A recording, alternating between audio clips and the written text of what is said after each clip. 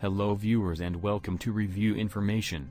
In this video I will show you how to use the new feature Sensitive Content Control on Instagram. Subscribe to my channel and hit the bell icon to get notified any updates. To get this new update, make sure you have updated the Instagram app. To begin, open Instagram on your phone.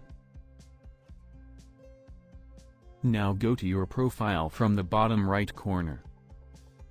Then tap the three lines from the top right corner.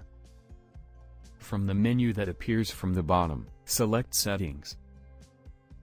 Now go to Account. Here you will find Sensitive Content Control. Tap on it.